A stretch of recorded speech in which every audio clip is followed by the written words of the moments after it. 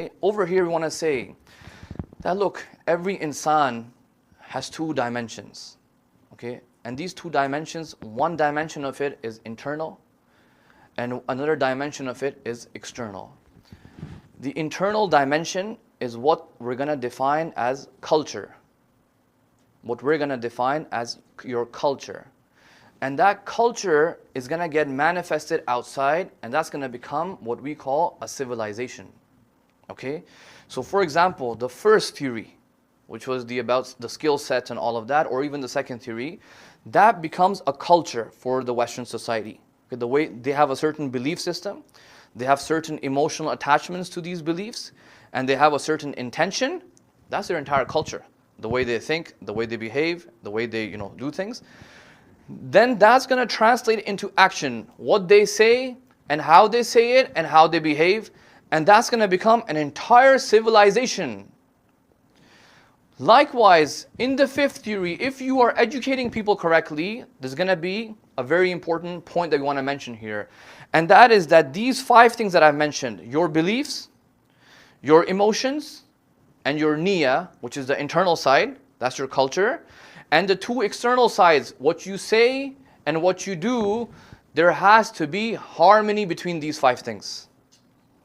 This is what we're saying, that a person will become more ethical. There has to be harmony between these 5 things.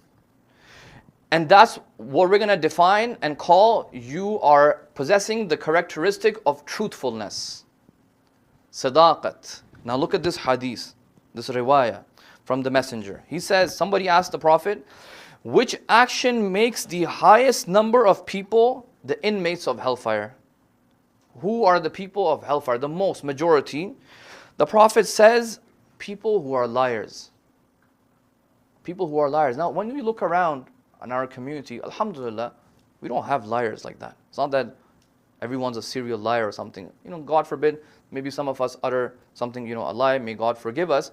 But I cannot point at anyone in the community and say, this guy is a liar. When you call somebody a liar, that means it's a quality that they are constantly involved in. Right? So you call somebody an author when they constantly write. If a person writes one paper, they're not going to call him an author. Likewise, somebody's a liar who constantly lies. Where do we see these liars? We don't have that many. We don't have liars like that in the community, alhamdulillah. But yet the Prophet is saying, no, the majority will be liars. And he says, when a believer is possessing the quality of lying, they become prone to committing every other sin. And when this happens, they will end up committing kufr, disbelief, which will then make them enter hell. What I want to say here is that, look, this lying is perhaps more than just what you are saying. Because when I'm observing, we realize, alhamdulillah, that's not the type of lie we are observing. But it seems that the lie that the Prophet is talking about is a little bit broader than that. And that is the disharmony between these 5 things that I mentioned. Your internal and your external. For example, guys, we have a lot of beliefs. For example, it can be any belief. It can be belief as simple as, I love this brother in front of me. He's a good brother. Or, God is one. These are 2 very drastically different beliefs. One is a personal belief I have about this brother, I like him. And one is a belief which is extremely important, God is one. Now the problem is, imagine I have a belief that, I actually don't like this brother. Imagine I don't like this brother. In the community, I don't like him. It's my belief, I don't like him. I have some problem. But I go to him and I say, Assalamu alaikum brother, how are you? Long time, how's it going? Oh, mashallah, yeah, please come over to my house, blah, blah, blah. And they are thinking, mashallah, we're actually on pretty good terms. But inside, I want to punch this guy. I'm ready to just kick him out, do another fire drill, take him outside. This, guys, is a lie. You're lying to yourself. You are now effectively not only lying to the brother, you're actually lying to yourself. You have now entered into nifaq. As long as there is disharmony between any of these 5 things, you're going to create a problem.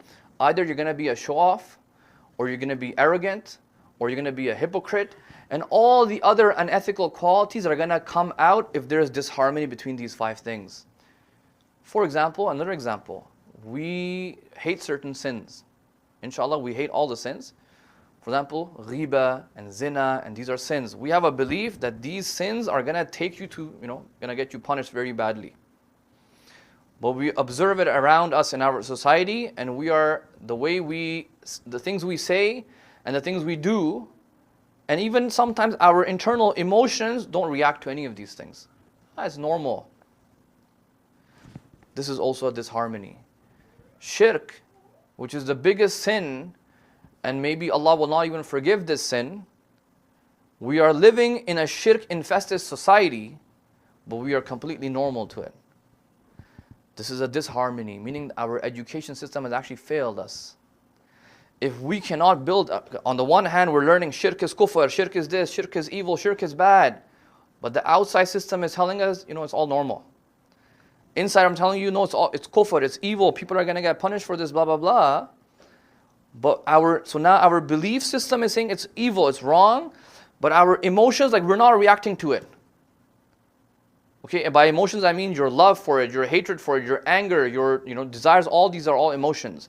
Your emotions are not in sync with what you believe. You hate this thing, but you're perfectly fine with it. You're not reacting to it. So your emotions are not in sync. And then sometimes maybe even your emotions are in sync. You hate this sin. But what you say and how you behave is completely contrary. If somebody were to see you, they will say, yeah, you're actually perfectly fine with this sin. This, which is prominent in society. So the education system, which is meant to get you to become more ethical, is going to make sure that there is harmony in this insan, in this child, in these 5 aspects. These five aspects are actually 2 dimensions. One dimension is internal, the beliefs, the emotions, and the niyyah, which is internal. Okay, and the second is what you say and what you do. The first part will make your culture. Is your culture a culture of intellectuality, of reasonability, or is it a culture which is completely in disharmony? And then second aspect of it is that when your culture is in place, you will have a physical manifestation of it on the external, and that will actually become your civilization. And if you look at our civilization today, which barely exists in the Muslim world, you will see a manifestation of this disharmony. If you look at our situation, what you are seeing is a manifestation of the internal disharmony that we have. I don't know if you all agree or not, but that seems to be the case. We are not being truthful, meaning the education system that we are going through is now making us more honest. And I don't mean, once again, honest, I don't mean कि आप सच नहीं बोलते. You're saying the truth, but there's disharmony and contradiction between these dimensions.